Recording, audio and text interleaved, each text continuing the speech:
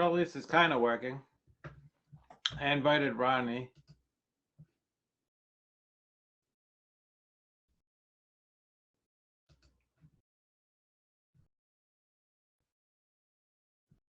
Here we go.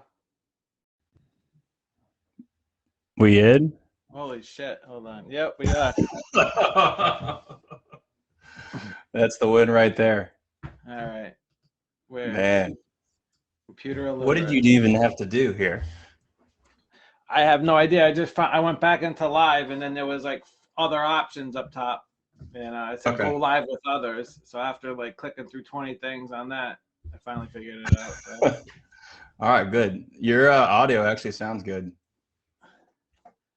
Good. I got this 50 to, yeah, because it was like different settings on this thing, and I figured turn the gain up. Sounds good. All right, good. Yeah, it sounds good. I like not having earphones on either. So yeah, because I guess on mine it says it only records the audio from the front because I have the speakers on in the back. So yeah, you don't have an echo or anything. How's mine? Yours is good. All right. What's up, Matt? What's up, Daniel? Hey, Rick. Yep, Bumbu for IT. Well, we got 10 people already. We should make a Drink Champs podcast. I had to turn my heat down. It's like 300 up here. All right, we're back. All right, we got 7 people. We had 15, but our technical difficulties lost them. Yeah. So anybody can just join at any time, right? I don't know. I posted it. Let me just check. Make sure. Yeah. People are popping in. It's going up without having to like.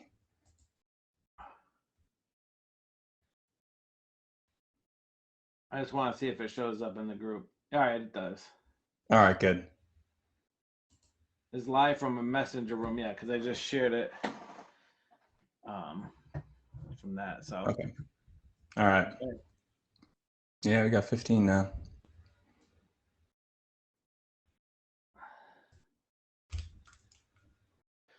Okay. Ooh, I can eBay and podcast at the same time. I like this. Now that's multitasking right there. Looking all fancy here with this microphone I see. I kind of like it. I feel like Joe Rogan. We just need the Beats headphones and get sponsored. It would be all set.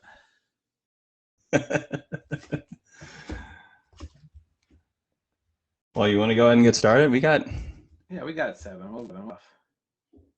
Yeah, this episode pretty much figure all roads lead to Rick, but we'll pave the way how you get to a Rick and why he's the OG of Griffey. The last couple episodes we wanted to talk about more about collecting and how you pick up certain things and that whole area. I'm kind of just double checking some notes. Basically it sums up is in collecting you need more than just eBay. You need skill and you need knowledge, and then obviously you need some money too. But I think if you have the skill and the knowledge, the money you can make it work for you. Yeah. And today I was having a conversation with Jordan. Actually, I forgot what his last name is. Jordan Ebner? Sorry, Jordan. What's his last name? Ebner, yeah. Ebner. And, what up, Jordan? And I was talking to him about I offered him an atomic last year, 98 atomic, and it didn't work out at the moment. Like he didn't have it or whatever, so I ended up grading it just because and this is kind of like what me and Rick's reason for grading, as we'll talk about that too. But I had a little issue. Turns out the card even graded better than I thought it would. So yeah, I like to just sell stuff without having to answer questions about it, and then it could kind of dumb it down. But it got a 9, and then I used it in a trade, and now it's up on PWCC. And he was like, "Oh, I wish I got it from you. It kind of sucks that it's up on PWCC." And I'm like, "You kind of got to embrace that." And we were going back and forth about, because people just like to throw out generic answers. Oh, everything's Shield, or everything's basketball collectors, or everything's investors. And he's like, now it's out of reach that it's on PWCC. And I said, I think it's the opposite, because that card would go big regardless of who sells it. Yeah. And you got to like break down between, like, for instance, PWCC, Probstein. To me, the apples and oranges. You got something that goes up on Probstein, it'll get relisted 3-4 times. PWCC, they'll actually ban you if you bid on your own stuff. Exactly. And, it's a way to filter it out. But the point being is, if it's on PWCC, you can use, say, a lot of people aren't into grading yet, but they're getting more into it. But for me, if something comes up that's big on PWCC, I love it, because I can just pretty much go ham to acquire it and then sell some other, like, send them other graded stuff to auction it off. So technically you're getting like 2-3 months to pay for something, when it's all said and done. So that's just one way to, like, acquire a big card that you normally wouldn't be able to. Yeah, exactly. So like you were talking a lot about, you referenced like there are a lot of different ways to build out your PC other than eBay. And, going along with what we like, the theme of all these episodes is, opinions aren't facts. And so, it's not an opinion. There really are other, eBay is not the end all be all. It's the most popular method of acquiring cards. But you were just talking about PWCC and Probstein. And then beyond that, yes, those are both on eBay, so you can't really count those separately, but they are different. Like if you go to PWCC, like you just described, you're going to have a lot more leeway and more time to pay for the card. And especially if you have a vault, you can even use that as collateral, which I think you were the one who explained that to me. Yeah. And beyond eBay, and, kind of referencing, what our end goal of today is, we're going to be talking a lot about Rick. But beyond eBay, you have beyond the auction houses, you also have the marketplaces. You have Facebook Marketplace, and you have now Facebook groups. Those are like what the forums used to be. So anyone that was around with Blowout and FCB and Sports Card, I can't remember the other one. Those aren't really active anymore. Blowout is still. Yeah. FCB is dead. The Beckett forums they're defunct, and all the people from Beckett moved to FCB, and now FCB essentially is dead now because of the Facebook groups. So Facebook groups in the marketplace are kind of like the modern, like what the forums were 10 years ago, and that is a gold mine to find private deals and make private connections and building relationships. And I think the theme that I'll be talking a lot, and you into, is the importance of private networking and relationship building and deals. But beyond that, you still also have just apps like Mercari and OfferUp. You have MySlabs for all graded cards. You have the actual auction houses like Golden Auctions and Heritage, and I think there's one out in Mile High. Mile High is one. Yeah, there's a bunch. Today it's a lot hot. Like back in the day, you could focus on eBay 100%, and then a couple of groups. Now there's literally so many different, even just Facebook groups. I'm a part of a lot. Facebook groups are huge.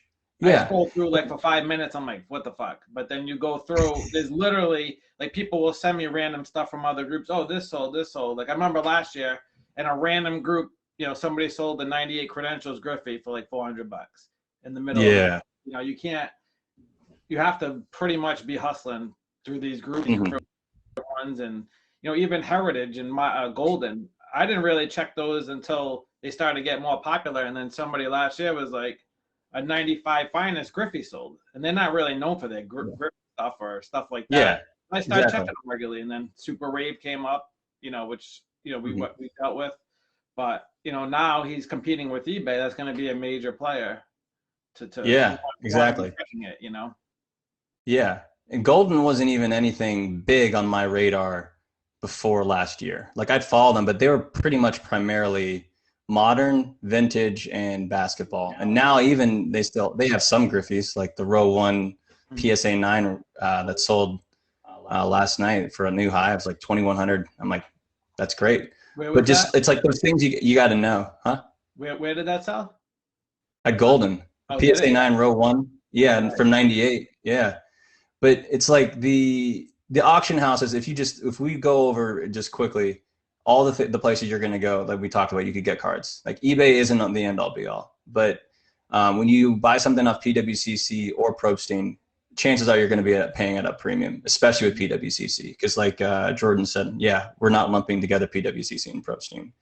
But if you go on like Mercari or WhatsApp or not WhatsApp, Mercari or OfferUp, and they're even like not Tradesy. There's another app like a shopping app that's mostly focusing on like vintage stuff. They have some sports memorabilia. Yeah, you may find some deals there, but don't expect to get anything from there. But like the Facebook groups are, like I said, the modern day forums, other than Blowout, and you really can network there. But like all roads lead to back what we were talking about at the very beginning, which is the most important way that you and I have both built out our collection is private deals and networking and relationship building and finding out guys. And a big proponent of that for me starting off was eBay, using eBay and then messaging the sellers and say, hey, I saw you listed this up. It's currently live. Beyond just me asking if you're interested in it, do you have any other Griffeys? Right. And it's like, that was like putting my nose to the grindstone back in the day, so to speak, put my feet to pavement and just being like, hey, messaging everyone back in the day. And this is, back in the day for me, it was 2010, 11, because like I wasn't doing it. Yeah, we both started at the same time. And so like that kind of leads into our next talking point, which was, I mean, the guys that you see on any group, like Facebook group or the forums on Blowout, or Instagram specifically. Oh, well, we forgot to mention, social media, like Instagram and Twitter. Those are also great places, specifically Instagram, to build out your collection. But again, right now I have 869 followers. Now, mind you, there's so many. There's a guy that started. He's a Griffey guy. I could look it up if I wanted to, but he's already got like 2,500 followers. Like there's ways to actively build your follower account. There's many different like message people, go spend hours. I personally don't do that. I literally post my shit, check the other people that I know. That's it. And I've naturally grown to 869 doing nothing. Like I'm not like doing like a Gary V method of the 8 cents or whatever, 822 or whatever that method is. But I just go on there, post my stuff, and do the other thing, and you'll naturally grow. But then it opens up a world of like endless cards. There's endless cards. And, you can't necessarily, there's not, people ask me, oh, how do I buy cards on Instagram? It doesn't really work like that, but you check people's stories. People will be listing stuff for sale. There's tons of stuff always available on there. You just have to put the work. Yeah. And so that's the thing, is like, whether it's now Facebook groups, and before Facebook and Instagram were big, you had forums. But what did forums do? Yeah, you had people who were posting online saying, hey, this is in this specific thread, I'm looking for these cards, or hey, this is a show off thread. But the bottom line is with that forum is you can immediately message someone and say, hey, and talk with them and see about what it is, what else they have. And you can say, hey, by the way, I collect so-and-so as well. Let's chat more. And then you go from there. And then now it's the Facebook groups, and then now you have Instagram. So all roads are leading to these platforms that are allowing us through social media to connect with people in a private way. And it's not even like like you just said on Instagram, you're not going on trying to get new followers, but you're just going out and you're posting your stuff. You're following the stories of people that you follow. And then from that, you're building a network, because people see what you're doing and then they may message you. So it's like you don't even have to go about the active route of trying to build up your follower network. Right. And that's the thing, is like when you have all these platforms now that allow you to interact with people, then that just really shows the importance of building those networking relationships and building those private relationships with people, because it's, again, you can't find everything on eBay. When I come across collectors a lot still with, people, guys that I know, or even just people in our group, in the 90s group or the Griffey group. And they're just, they kind of make a comment in passing, like, oh, well, I'll just be ready when the next one pops up. And I'm thinking to myself, like, are they just saying that, or do they just wait on eBay? And I don't know if that's the approach that you go about it, then that's great. I'm not saying that that's wrong. I'm just saying that there are so many other ways that have led to you and I having a lot of success beyond just relying on eBay. And that's what I was saying, like, because people don't just their collections, like the people I was saying, like before we got talking about this a little bit more in depth. When you see any collection on Instagram, on Facebook, or in a forum, these collections just didn't start overnight. Right. And yeah, some people may have a lot of money, but it's not like, but money can buy everything. It's the people who get their collections and you see like, oh my gosh, like you're drooling over what you see.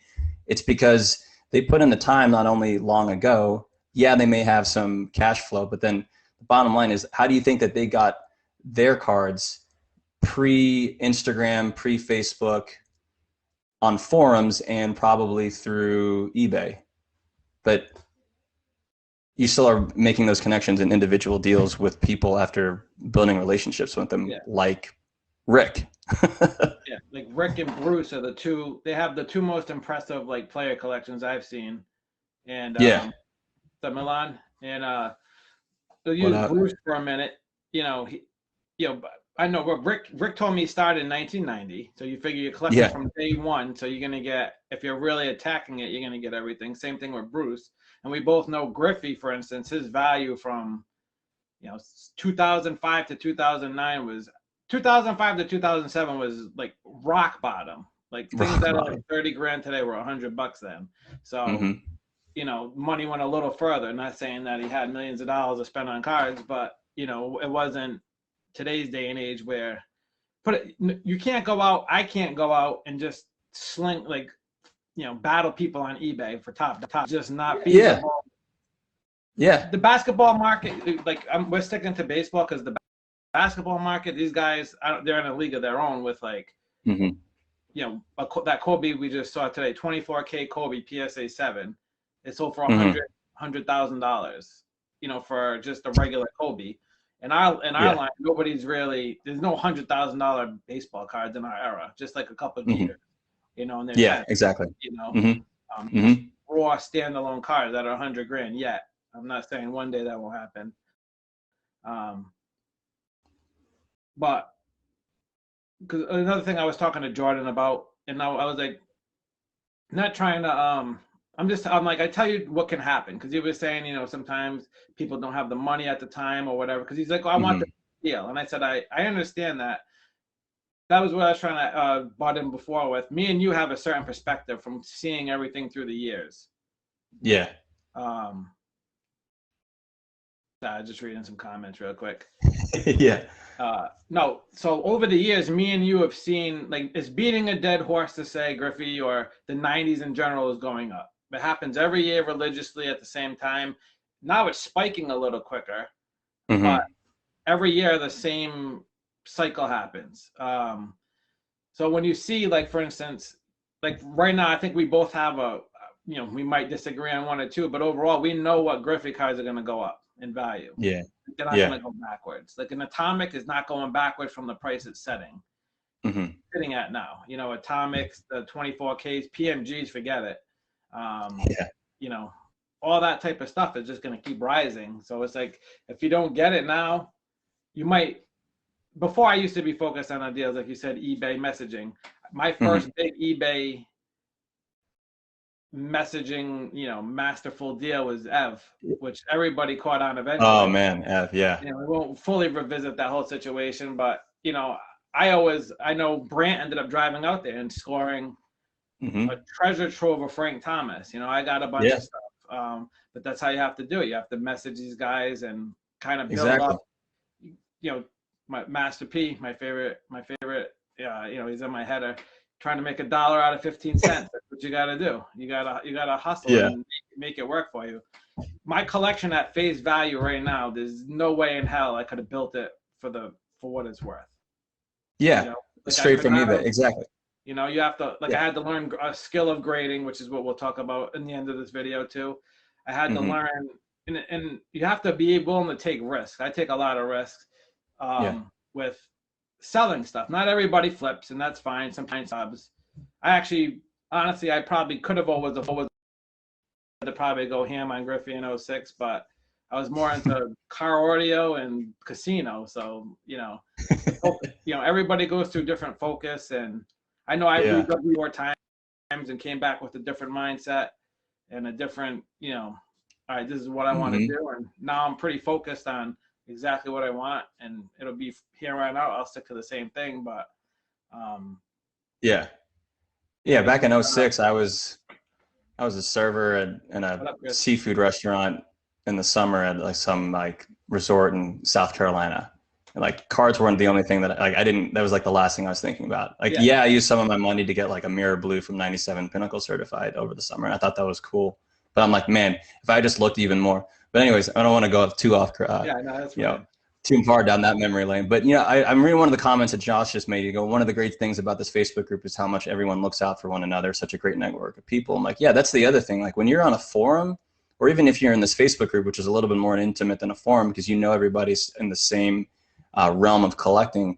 Like it's nice that the really cool thing about this group, the 90s group, is that everyone really does kind of look out for each other, and they know like, oh, this guy collects, like Joe collects Griffey, Bruce collects Chipper, Brent collects Thomas, Josh collects Erstad, obviously, and then so on and so forth.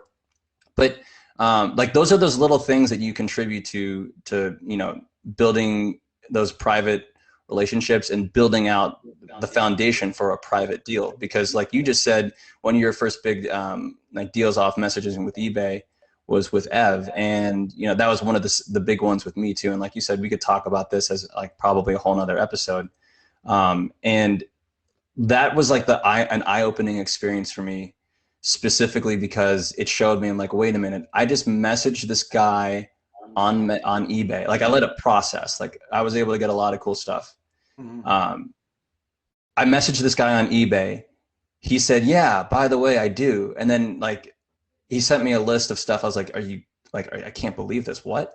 Yeah. And then it was spent like the next 3, 4, 5 months and still like I think even 9 months later I was still dealing with them. I'm like, this is just from one guy, and like all you need to do is hit one. It's like if you I'm not saying you go out and cold call and cold message every single person you post a Griffey on eBay, or any player for that matter.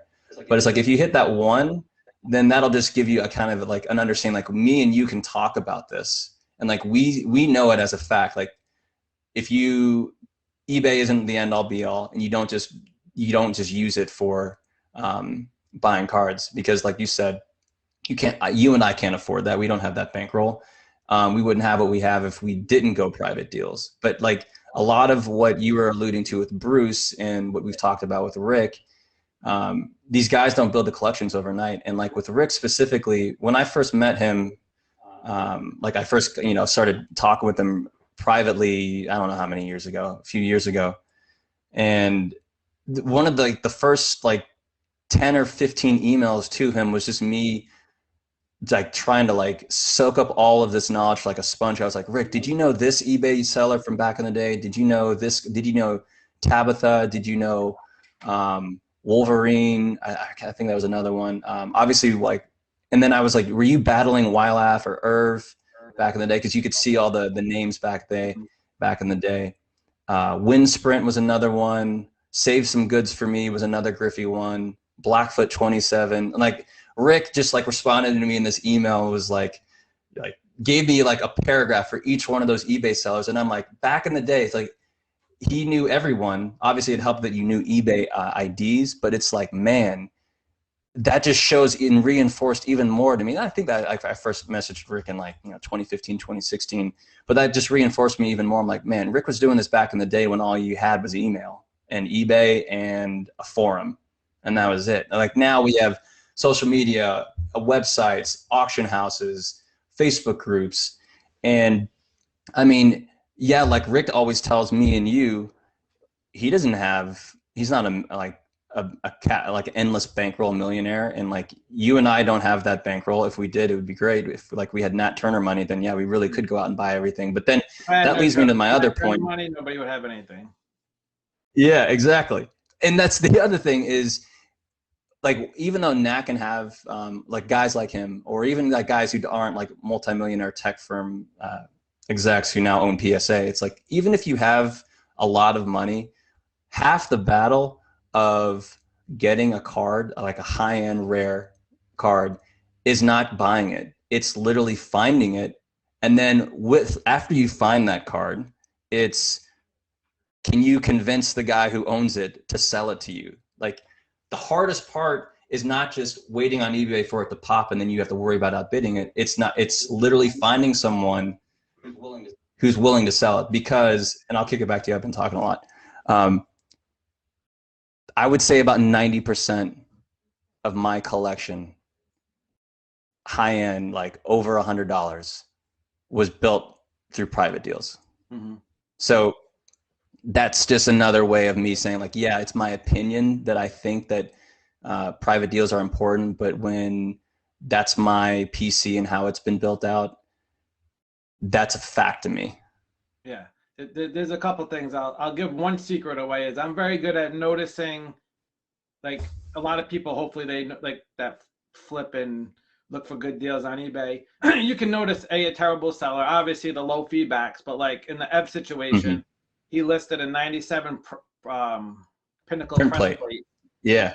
For one just sold, we'll call it 400, and then he listed his for like 320. And I'm like, that makes no sense. It literally just sold. So I know he had no clue what he was doing, you know, and that mm-hmm. turned into that. And then, you know, another thing to touch on the rear subject. So Nat Turner posted this Jordan 2000 Upper Deck something 25, mm-hmm. and it was just authentic. And somebody posted, oh, I like the OGs going after authentic. And I was like, just to find the card, period, is the battle. You can't, there's certain cards, and it's tough to, like, even my friends that are getting into it, it's tough to break up. There's a divide. It's from I'll call it up until 2010. Mm-hmm. Once you get to 2011 to current, the print quality is so crazy, like so much better now, that 90% of it is at least a 9. I don't know if that's a fact or not, but it's got to be close. Because if you say, oh, I'm good at grading a newer card, that's not really saying much, because you could literally just ship the box and get lucky. There's a few like newer Prism can be tough. I always get sidetracked on these comments, but yeah, from that older era, it's, you know, like that Jordan. It's just finding the card, period, is whatever, and then why you would do. And again, this will relate to some of my conversation with Rick and my dealings with him. Yeah. But like, in order to sell a card these days through a Golden, through a PWCC, it needs to be graded. So you would want it authentic anyway. And like me, I don't really use one touches anymore. I'd rather almost have all my high-end cards either graded or authenticated, just to match the theme and be able to like draw off it, be able to sell it in the distant future or whatever. But you know, the newer people don't understand. Yeah, he bought the authentic. You probably never see one ever again in your life. So you can't really, beggars can't be choosers in that situation. Yeah, exactly. And then even Daniel, 2/3 of I remember me and Daniel had some conversations, and I was trying to tell him, because he's like, oh, should I quit? Should I not quit? And I'm like, dude, you know, we touched this on too, but you know, people can't look at a collection like mine or yours. I put way more effort than 90% of the people in this world would do. Like if you saw my screen time, you know, if you saw, you know, people take 20 years to acquire some of the stuff that I have a knack for finding. Same thing with, I just lost another good point I had, but. Yeah, I mean, it's just going back to, like, you can't just see someone's collection and think, oh, I'm going to go do that. Even if you had a ton of money. And like I'm seeing, like you said, Daniel's comment, I bought two-thirds of my collection from the Facebook group. Jeremy Boucher said, I'm working on a big card for a couple months now. Barry said I'm sure there are a lot more private deals than eBay sales, as crazy as that may sound. And like, when you and I right now, what we're talking about is, it's like, I guess we're trying to share like our experiences. And yes, there may be outliers of people who really do exclusively get off eBays, and you know, hey, that's great. From our experiences, all we're saying is that there are other ways to build out your collection through outside of eBay, and people who have a large collection, they don't just build that overnight. And it's like less about me and you like telling everyone, oh, this is what you have to do. No, it's just like, this is what's worked for us. And like when we get to talking about Rick a little bit more, and like we've mentioned him a lot, it's like this is kind of like a reference to everything that Rick has done, and all these things, that these talking points about collecting, it's like he's lived and experienced it. So that's like we're kind of like sharing a story for him, because he's been a private guy, and that's why it's cool that he was like cool with us. Like he thought we were gonna roast him. Maybe we'll roast you later, Rick, but you know, maybe not. But still, it's like he's private, and like we get a chance to talk about him. But it's just it really resonates with you and me, and like some of the other player collectors, like Barry with Ripken, Bruce with Chipper, Brant and Thomas, and like Ryan Sadler with Will Clark. Like all these guys, they're private deals. Like, yeah, you get the one every now and then off eBay, but it's like they all just have, there's a common thread. And even before, like when I was in my prime, I'll call it, of like being able to just find like pretty much whatever, it kind of spoiled me in selling probably things I shouldn't have, but I would go out of my way to keep big cards off eBay records to show. Like I never wanted a big record. So like I acquired in a 1 month span 2 Red Crusades, and then I ended up trading both of those to one to Bissell. But then I got, big return out of it. But guess what? It was off eBay. It's like never happened. So a lot of these newer guys trying to, like, for instance, in this day and age, anything big PSA 10, I would never sell private, probably. Oh yeah, no, unless it was like public just all day. sold. Yeah, because exactly. It just. I'll give you an example we've talked about before. The Man Refractor, Griffey the Man. Everybody has a PC player in that probably. The last one sold like 3,200. This was like a year ago or whatever. Then recently, I say recent, it was like 6 months or whatever, but it was sold for 7,200. If I put that up for $7,000 in the 90s group we created, all the closet, pricing analysts coming out of the woodwork telling me I'm crazy, And that's one thing I pride myself on, is following the market, not just of Griffey, but I basically try to be an expert on one decade. But you can't be, for instance, Jeter. There's guys that we use just Jeter. I've learned privately, you can get a lot more for his stuff than you can publicly in a lot of cases, and especially if you find the right Jeter guy too. Right.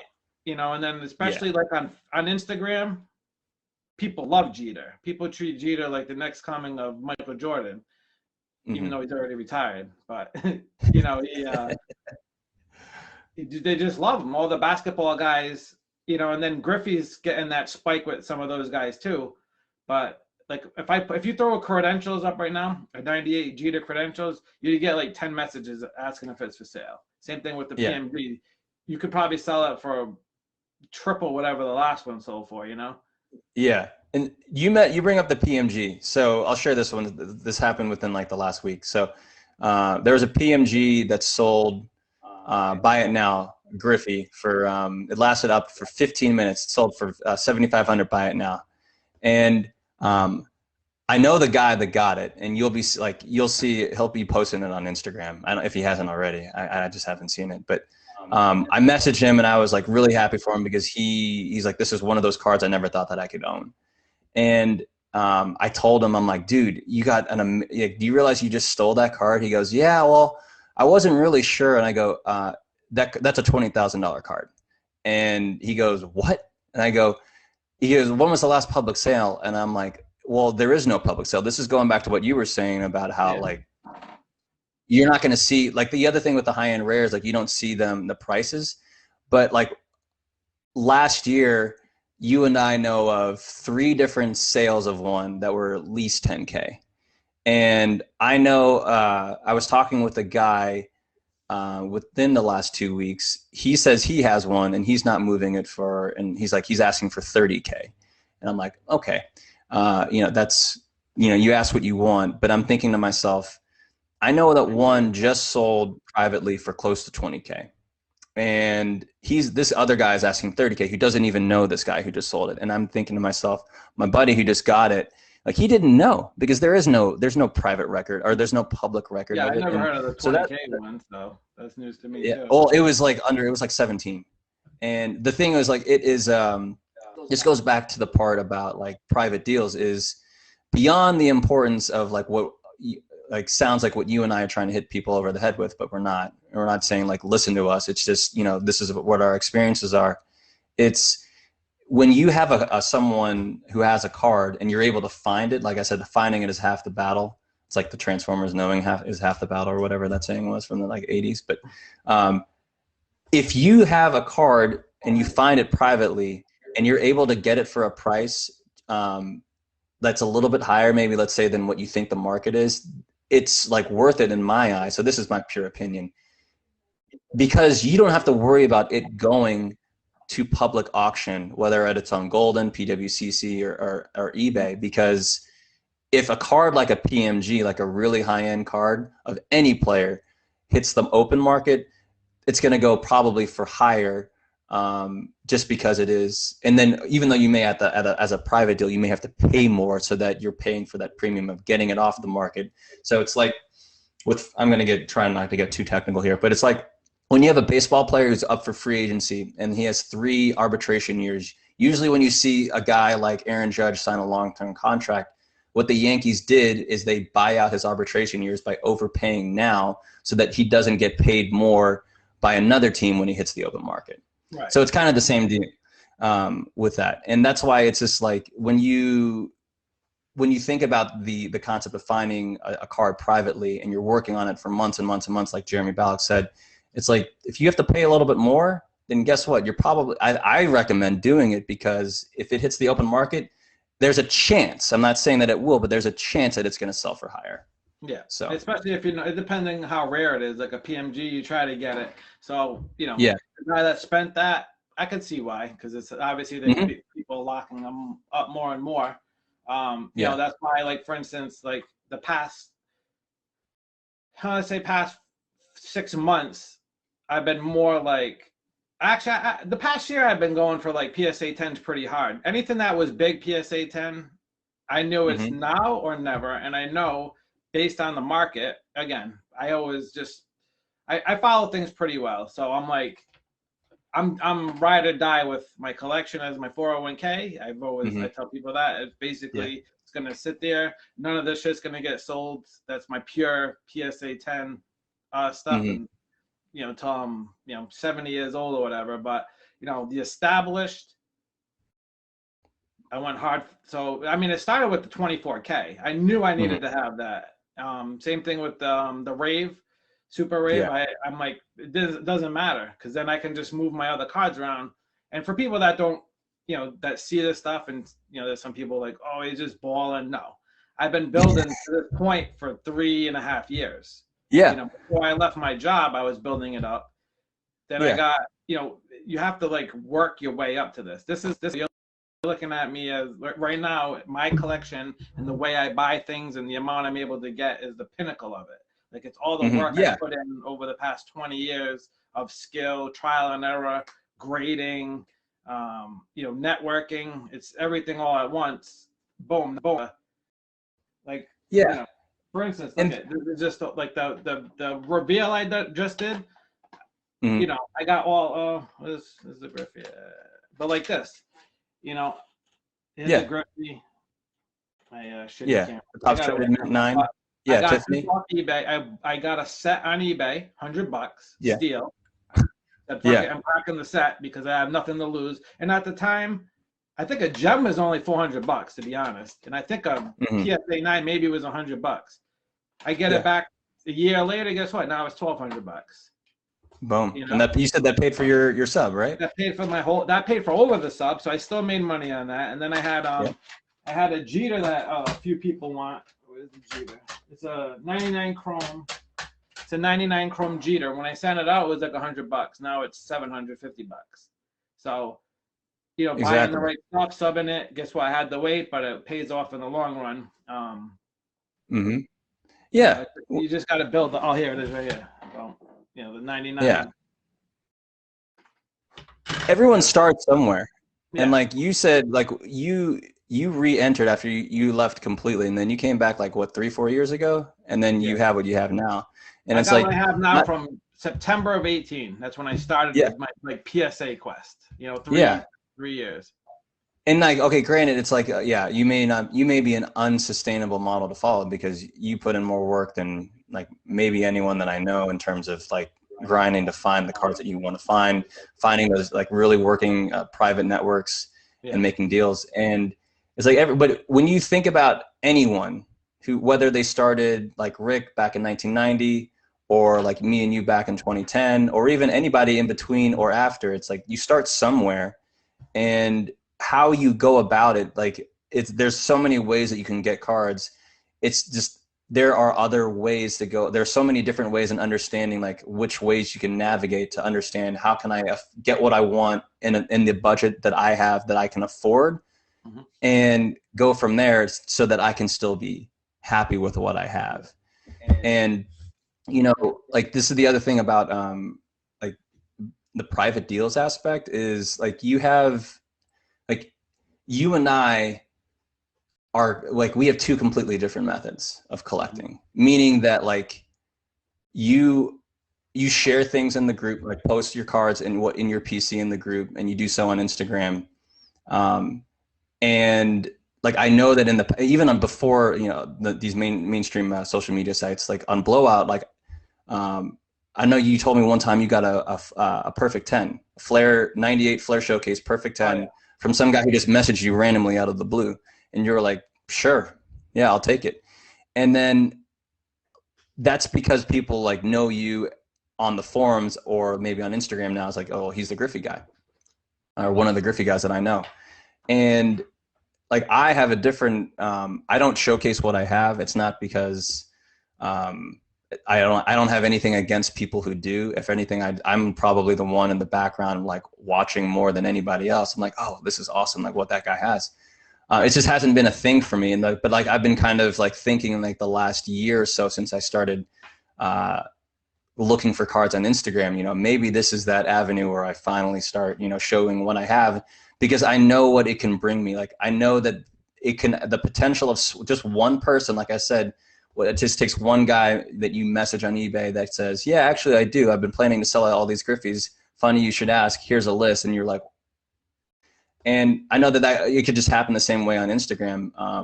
But the thing is, like, there's no right or wrong way. And like whether you want to show off everything you have every single day, like a lot of the people in our Facebook group, which is great, or you can kind of hang back like Rick, like me, and a whole host of other guys that you don't see post as much in the 90s group but have insane collections. It just goes about like acknowledging what are you comfortable with and what aligns with like your personality.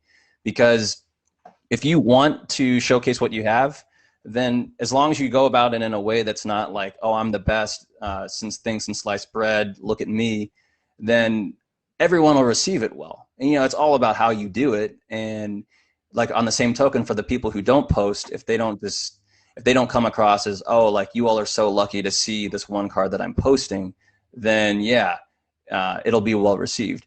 So yeah, Barry, this guy pops out of nowhere and posts to me. Yeah, you were telling me about that one, Barry. But like that's the thing is like, however you want to go about it, whatever you're comfortable with, and that just goes back to the whole like you collect what you want to collect. Like you always joke, you're like people want to collect. What was you saying one time?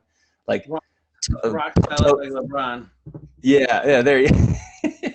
And it's like, okay, that doesn't resonate with me or you, but like if I tell any of my close friends from high school and college, they just laugh at me. And they're like you collect baseball cards, okay, loser. And then it's just a razz fest the whole time. And I'm like, okay, yeah. So there's not the medium that I want to share that I collect with, but they know that I do. But that's why it's cool. Like this group, I can share what I want. And rather than me showcasing like my cards, I like to showcase like what I've learned so that I can share knowledge with other people. And like you're going about it in a completely different way. And like, look at what we both have a collection that we're both extremely happy with and proud of. And you know, that's why it's just like, if you educate yourself with what you're collecting, it'll save you money in the long run, and then you'll be happy and comfortable. So Yeah, I mean, we actually have 23 views. I'm looking at on my phone. It only says 7 on my screen, but they're Oh getting yeah. it. So I'll lead into the Rick segue here. So Yeah, yeah. your point. So the yeah, the perfect 10 was the first big random card, like out of nowhere. The guy messaged me. Mhm. The second Yeah. one was the SP authentic number to 10 auto, which I didn't even know existed. Randomly show, Oh yeah, retro. Yeah, yeah. that was randomly shown to me on Retrospectives. Instagram. That was from Instagram. And a lot of guys Yeah. on Instagram, look at me as the Griffey guy. And I'm like, well, there's a lot of people with big collections. I think from Mhm. 96 to 99, I definitely hold my own with the high end gems. That's Yeah. probably high. But overall, um, showcasing brought me to Rick. Rick Hmm. over the years noticed my grading. We've had discussions in the past about it, gave him pointers. So, about a month ago, what is it, March? We're in March. So, like early February, Rick's like, hey, I have, would you be interested in helping me like review cards? And, we come up with something, maybe I'll give you some scans or something. I'm like, sure. Then I kind of explained to him my process of how I go about it and what I think. And then he very quickly realized, all right, how about you just come down? You need a vacation, come down to Yeah. Florida. I'm like, you know what? You're right, because it's 40 out and it's 80 down there, and it's something that definitely needs to happen.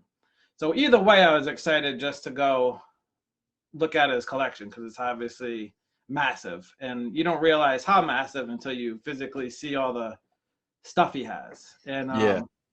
so I go down there, and we did a little pre-work. So yeah, him sending me scans, that would have taken like 20 years because he just has like he did a lot of he had pretty much everything in magnetics. So he did a lot of Hmm. pre-work of getting it into um, you Pennies. know, getting pretty much prepared for grading so it's easier to review. So we Yeah. went down there, and he's got, three huge rooms just head to toe of Griffey. Pretty much everything is autographed. That's like a poster or anything, a Yeah. bobblehead, a ball. Everything's authenticated. It's all legit. Yeah, it's Griffey world. Like you cannot. Nobody has, like, I know he sold off some big pieces over the years. He's a, he joked he was a hoarder. Definitely not a hoarder because he actually let stuff go, and like some people that definitely hoard everything. But he's the definition of the most organized person. Like I'm OCD, but he takes it to like infinity level. Like Yeah. every binder is like, yeah, he'll have to show some of the pictures of his binders. Like just, he has everything like typed out, what the card is, the odds about it perfectly. Hmm. Like, he Yeah. must have spent 50 grand on supplies probably. Like a trillion binders, binder pages, just everything's perfect. And then like all his drawers, everything's by year. It's definitely insane. I mean, he said a couple thousand cards. I pretty much think it's like closer to 10, but know, uh, Yeah. it was a lot of cards. And so he basically wanted to have me help him, grade his stuff. He's been Hmm. watching, he's he's a converter. He's watched over the years. Hmm. He wants to maximize when he moves the stuff. It also makes it easier. So if it's graded, yeah, definitely more than that. It's More. just it's endless. It's endless amount of cards, and it is overwhelming. To me, it was not as overwhelming because I had kind of a system in place I wanted to do. So, but Hmm. like the 2 and 4 up here, like it was just ridiculous amount of stuff. And so we go Those are just the through. cards too. Those are This just is the just cards. cards. We're not even Yeah. touching the other stuff. It's Yeah. I touch some jumbos and stuff like that, but like the amount of bobbleheads and bats and balls and Hmm. Twizzlers and you name it that Griffey's on it, he's got it. And just meticulously organized too. Hmm. And I can see why he stopped collecting, not stopped collecting, but like going hard for the stuff in like I would say 2015, 2016, because the amount of one-on-ones he has is like otherworldly. Um, Yeah. like especially once you hit Upper Deck Premier, there's like Oh my gosh. how many cards he had. That to like say 07 premiere, but it was like it filled up a whole 2 rows of a long draw. So it had to have been, I don't know, 70. I don't know. It was just a lot of cards, for one set. Premiere, moments and milestones, Upper Deck Yeah. masterpieces. I can't even imagine, Rick. I think I skipped over that part in your list. Yeah, but he had like seriously endless amounts. And then just like I was telling Chris one day, one deals with Chris sometimes, and Chris asked me about grading because he didn't understand like the allure of it. And one thing I did with Rick is sat down and I was showing him pretty much every card that I would like find an issue with. I would show him, and he's like, I don't even know how you see some of this stuff. Like light might would take it down. Corners, we laughed about a couple where I found a couple where they magic marked the corners, and you couldn't looking at it, you're not gonna see. But once you look at it with the loop, you can see the color discrepancy pretty easily. Light it kind of shines. But I'll give you one big example of a card is he had a Desert Shield. You just sell it $100. So maybe now it's 500. I don't know. They're probably. But his was like the nicest copy I've ever seen. It was nicer than the gem I had. So worst case it's a 9, but I would almost suggest sending it back if it didn't. But a 10 just sold for $7,500. So that's insane. Part of the reason why you do it. And he just there you go, Rick. And he saw the process because I explained it to him. Paper cards are a lot easier to grade than a chrome card. A chrome takes a little harder. But and the amount of autos was also insane. He had to have like I think 1,000 autos, but we sent out more. That picture I posted. We ended up doing basically we had to lay out a table and I had to put like piles of this goes this authentic. So we had we sent out close to 700 cards between PSA and BGS. So again, that's why you would, for anybody that has a large collection like Rick, you would want somebody like me, whether it's me or not. But the point is like if it was just Rick doing it, for instance, they didn't have a really great clue on what goes where, he would have spent a lot of money. And he would have probably graded anything he thought was good, which is half of his collection. He has every major card there is, but not everything's worth grading. Like, for instance, I was telling him, exactly. I think you saw it, is a Guys and Gasoline, or that eBay name where he sold off all the Jeters.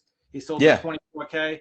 So whoever had that collection, looks like they just literally put it in cases and sent it to PSA and shipped it off. But he was getting back 4s, and you sell it like that. Like you're better off selling raw on some stuff. Raw, yeah. And of all the people that grade, if you can't tell yourself, why something would go to BGS and why something would go to PSA, then you need to restudy up on your game too. Because that makes a huge difference. Like we split, I probably sent like 280 to BGS and like 350 to PSA. And I explained to Rick, same thing. Corners matter. Some things we just got authenticated just so you could send it to an auction house and not have to deal with the issues, but it's worth sending it to the auction house. But yeah, he had like, every book with Griffey, I think, just like random books, like Beckett's, Race Guides, Lifestyle Magazine, all those. Do I have one here? But just the massive amounts of autographs and massive amounts of just everything. He even had a good, for a guy that didn't like search out, you would say, jersey numbers. He had like a ton of jersey numbered stuff, which he had a lot of jersey number 1 serial numbers. Yeah. Oh, that bring a premium in the end. But I've never seen a more complete collection in my life. And I know Chris and Marco have pretty deep collections too, but the amount of one-on-ones Rick had is just like otherworldly, and the amount of like just truly big cards, like bat barrels, yeah, I told Rick that. I said, hey, you should just keep everything and charge like admission. You know, just have go through. Yeah. Um, there's two And this is cards the I other want to. thing, like too. Go ahead. Oh, the one thing I wanted to add too is when you look, yeah, like you got to see it firsthand, and like this also doesn't account for the stuff that he sold off. Like he's the only guy that I've ever met in the Griffey collecting world that has literally owned every single rare Griffey you can think of. Yeah. And I mean, granted, it's not there anymore because he sold it off, you know, over the years. But you name it, he's owned it. Yeah. So I'm talking like highest of the high end, Red Crusade, Mirror Golds, certified gold team, EX now, number to 10, like our dream card, our unicorn. And then he still has everything that you saw and that he still sent into grade beyond that stuff. And it's like, this is. He even told me people bought stuff like massive amounts, and it's like like this. It's like a drop in. It's like a speck of salt missing from his collection. You know. I mean, there's one card he posted that I don't think he has anymore. But he posted it on a Griffey group a while back. It's the like speaking of rare, it's the Pacific card with like the punch hole there. I forgot what it's called. Oh yeah, the Giants of the Game from Pacific Invincible. That's one. Yeah, like, I've never even seen another player. I've never even seen same. anybody with that before. I didn't even know it was a thing until I saw it. You know. Yeah. I think it's insane. I think I've seen a Cal. I think Barry, you have the Cal. If not, then I'm calling you out anyways. But the Griffey is that's the only Griffey I've ever seen. So yeah. Speaking of going back to and he had like a couple bat barrels, and I'll give you some promo. Hopefully he's not mad at me, but like he has a Jordan and Griffey autograph that when I saw it, I told him send it to Golden Auctions and we're gonna probably set that up, but I have no idea what it's gonna go for. I told him, I know he probably paid compared to what he's gonna get for it, peanuts, But it's like, when you first saw that, it's one of those cards that makes you sweat, like this exists, type of thing. Yeah. I know. I know. In that era, I wasn't super collecting either. So anytime I see mid 2000 stuff, like I really don't know. And the only other card I really want to point out that again, he's going to sell it, so it'll bring some eyes to it, is a sweet spot LeBron and Griffey 101 auto. Like it's just again, another card. As soon as I saw it, I'm like, is this real life? It's something. Is this real? I don't even know it exists. And then, what? Let me see if I can. Pull that up. Can you show the other one that is Can you show the one that Griffey and the other guy that's numbered to 3? Hold on. I'm gonna. Rick, is that okay if we talk about that one? I don't know if you can see that on my phone. Oh yeah, there it is, right there. That's a Jordan for you all. That just show you I guess the audio listeners.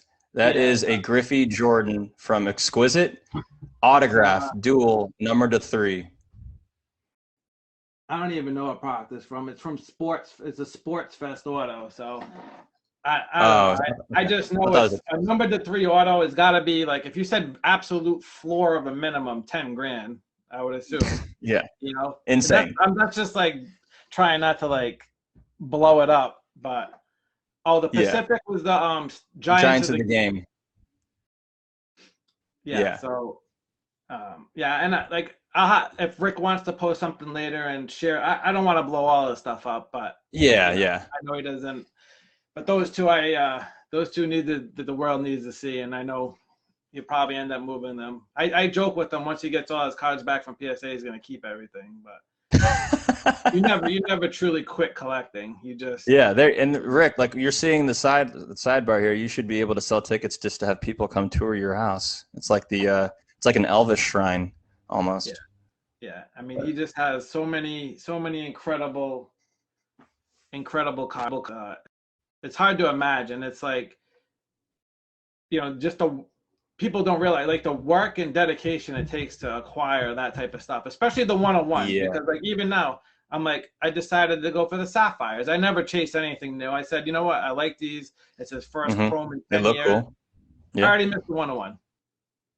First month, I already missed one of the one-on-ones. I'm done. Yeah. Unless that guy wants to flip it, you know. So it's like, fuck, you know, you have to kind of like. Yeah, and that goes back to the first half of what we're talking about is like the collecting part. Like I don't need to repeat any of it, but it's like you put in a lot of the effort, the work, the time, all your avenues of finding it, but still you can't find everything. It's gonna slip through, and like Rick, he got everything.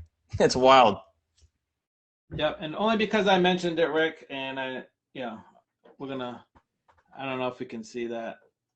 Yeah, the autos are not faded on that, you all. There you go. There you go. That's another car that, again, who knows? But you send it to Golden, sit back, and you watch it fly. Yeah, exactly. So.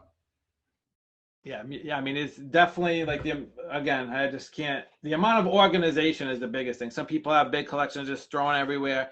His is like meticulously organized. Like he had a whole binder of just pretty much rookie year and pre-rookie year autos. Like and I was never a big auto chaser. I did pick up a couple from him just because I'm like, if I have the opportunity, I might as well. But like the amount of autographs there, it makes you sweat. There's so much. You can spend a whole month there and not see everything. Like there's that much individual type of pieces, and even he showed me like, because we were grading, and he showed me like his the proof book, like all this unnumbered stuff. Much in there I've never seen. Like I've seen a lot of the unnumbered stuff, the finest, all the early 90s executive stuff, but then he had like going into the mid 2000s. I'm like, I didn't know any of this stuff ever existed. Yeah. And then even better was in his display books, he had 2 copies of everything, so it did the front and back. That's true dedication right there. Oh, he has. Read what he just put there. He has every home run ticket but 14 out of 630. That's insane. Insane. Yep. And that just goes to show you, like, with the Griffeys too. Rick just encompassed it all. But like, if you pick 10 different Griffey collectors, they kind of collect something different, or they focus on something different. Some people are his newer stuff, bobbleheads, bats, just baseballs, just tickets, just memorabilia. Like it's an endless amount of stuff. But Rick, that's a great point. You see, in our group, you hear about like, oh, I collect this, or at the top of our list is a pin page, like who you collect and like from what era or what specifically. It is like Rick has literally everything, and it would be a combination of like 100 guys in our Griffey group room, and he has everything. Yep. So I think Rick is going to be one of the last great collectors of, like, if I hate this term, but I think it can apply to Rick, as true collector, because he literally collected everything. Didn't matter what Griffey was on, he had it. Like even he had a whole closet full of just jerseys autographed. Yeah. A thick closet of jerseys autographed. Like, it's a lot of jerseys. Like, I have one jersey that's not autographed. Yeah, I'm reading Barry's comment here. Yeah, Barry, I've talked with you a lot about the Ripken guys and how you and another guy like really went in and like bought out. I think his name was Rob. Maybe not. But then back in the day, it's like you go through and you meet someone, and then you stumble across like, oh my gosh, this guy has literally everything, and it's like, well, that's not how it's going to happen with every single collection or player that you collect. But it's like when you have guys like Rick, they exist for other guys out there like Ripken, Thomas, Jeter. It's like you just don't know about them, and it's like if you're able to find them, that's awesome. I think, but they're out there. Stay close to that. Like I know some of the other big collectors and other players, but overall, you're not like you're not in the scene, I guess you'd call it. And plus, Rick has always shared his knowledge. He's a very nice guy, super hospitable. but he's always like the level of detail, even when he shares like say like the 88 best or whatever, like breaking down the different versions. Like you follow suit with that as far as with the finest now and stuff, but he's just very detailed. He has basically PowerPoints or whatever of everything. I've seen. Rick, when he posts like when someone has a question in the 90s group or the Griffey group, it's like he immediately has a post, and it's a really long post. You have to click on see more, and it's worth clicking see more, because then he has the picture front and back, and then has an itemized like detail of like what it is, where it came from, how he acquired it, and how rare it is. And it's like, that's Rick, that's the model that I use whenever I would write about counterfeiting. The stamps from the 98 Flair Legacies or the Centurions. And it's like, I just use like the pictures that you have, I use that as a guide, and it's like I use that to guide what I write. So it's like, because like you're the source. My wife is the same until telling cards and buying something. I'm looking at a 3-row box. I think he moved a lot of them, so Rick, I'm gonna share this one just because it's pretty silly. But like, that's a 3-row box of just all sweet spot autos of like a couple of years. It's like just the amount of just a sheer amount of cards is like I could pretty much say I've seen like the most Griffeys of anybody but Rick, I think. Probably not, but just from the era of like 90 to 2016, like he just very few things. The list of what he didn't have was shorter than anything. And even like there was one. What set was it? There's another set that's just like out of control with the 101s.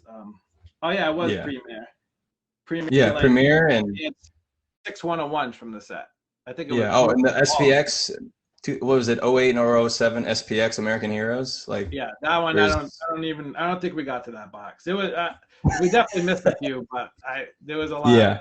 A lot, endless amounts of stuff, and it's my feet ended up getting, my ankle got swollen because I was sitting at the table because like I had to get up. Like there was limited time, so I couldn't. It wasn't like I was going around on vacation and got to enjoy the weather. I just woke up.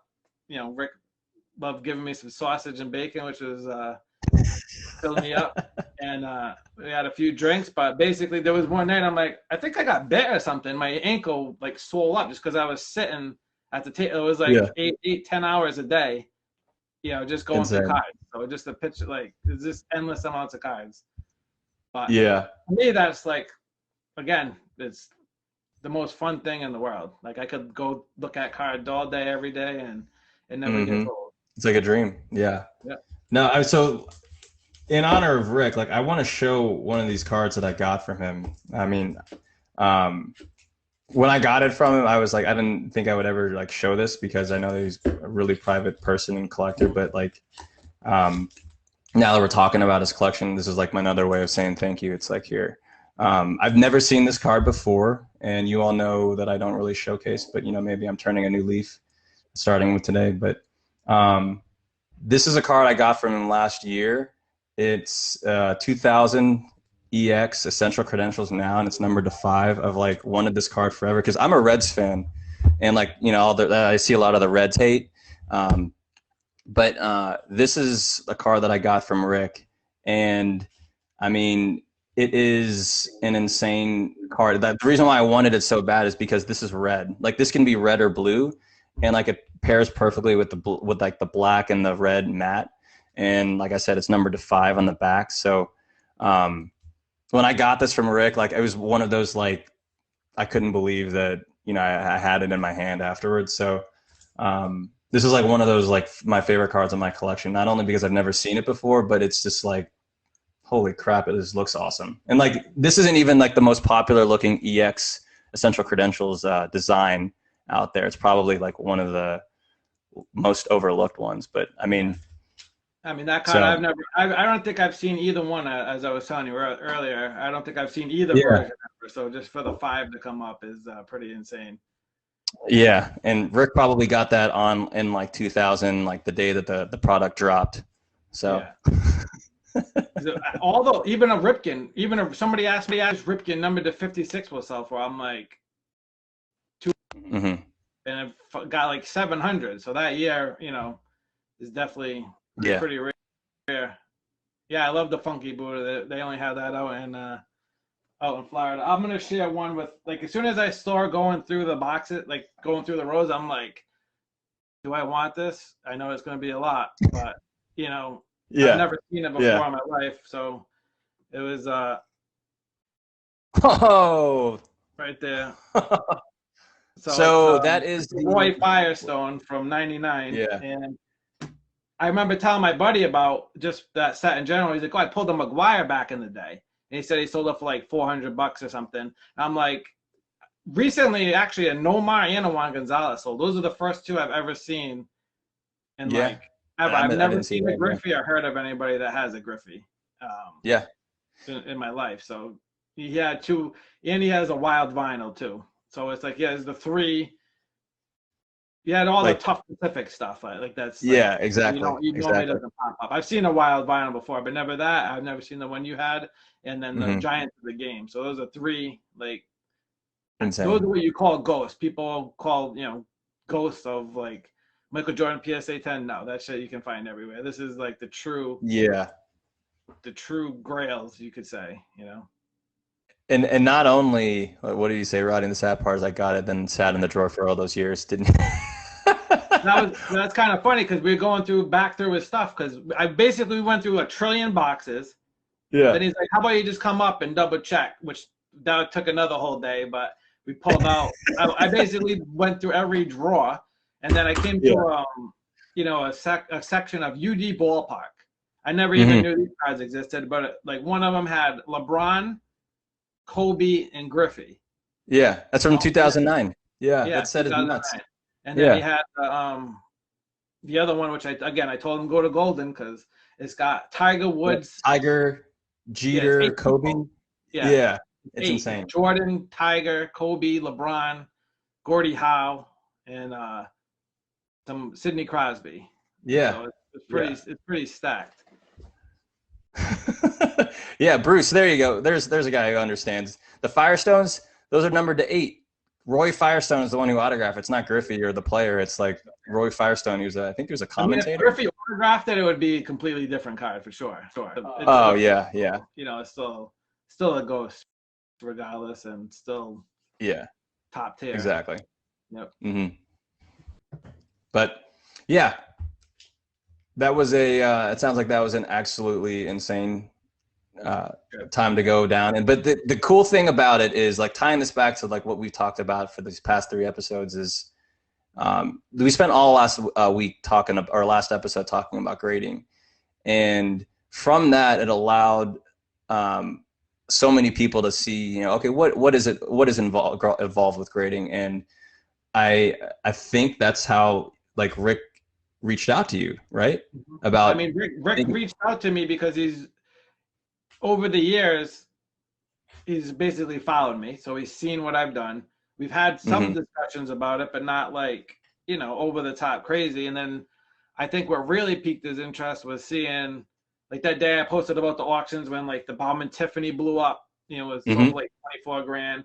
And he's like, all right, there's no more, like, you have to just do it, because either embrace it. You can bitch about something all day. Me, I'm one that just like lives in the system. You know, I think it's like bitching about politics. And unless you're gonna go run for office, it only does so much. You have to just kind of live within the system. Same thing with grading. We could go back and forth.